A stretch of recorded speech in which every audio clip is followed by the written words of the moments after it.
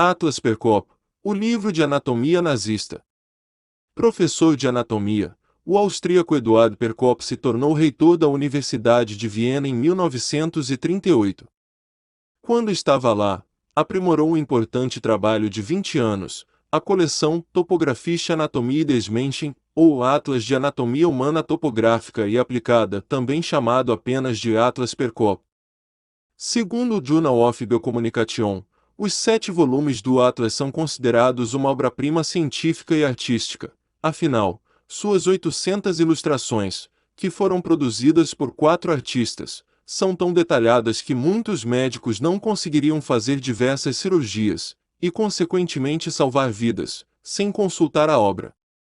Porém, por trás de tudo isso, existe uma grande polêmica. O Atlas foi feito com base em cadáveres de presos políticos que foram executados pelos nazistas durante a Segunda Guerra.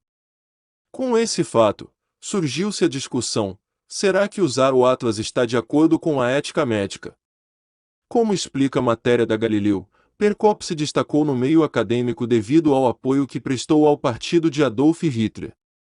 Sua ligação com os nazistas era tamanha que, quando ele se tornou reitor, expulsou todos os judeus da universidade, até os 3 que haviam sido laureados com o Prêmio Nobel. Como dito, Eduardo ocupou o cargo de maior prestígio em Viena no ano de 1938. Poucos meses depois, o Terceiro Reich implementou uma lei para que os corpos dos prisioneiros de guerra fossem levados ao departamento de anatomia da instituição. Em determinado período, para se ter ideia, a quantidade de cadáveres era tamanha que Perkop trabalhava 18 horas por dia fazendo dissecações. Mesmo assim, havia momentos que a oferta de corpos era tão grande que algumas execuções tiveram que ser adiadas.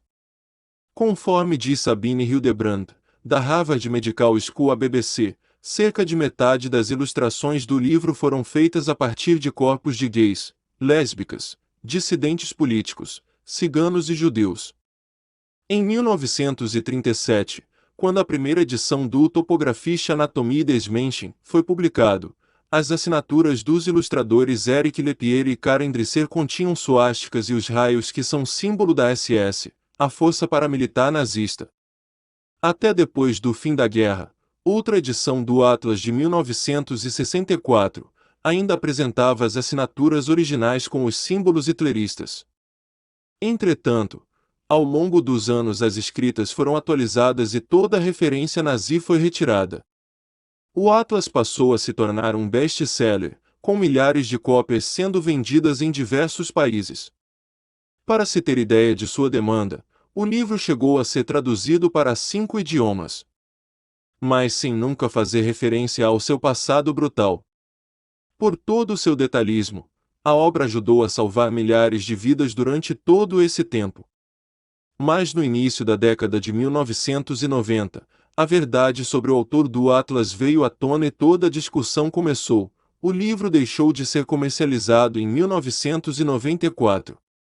As cópias que sobreviveram até hoje são vendidas a preços exorbitantes.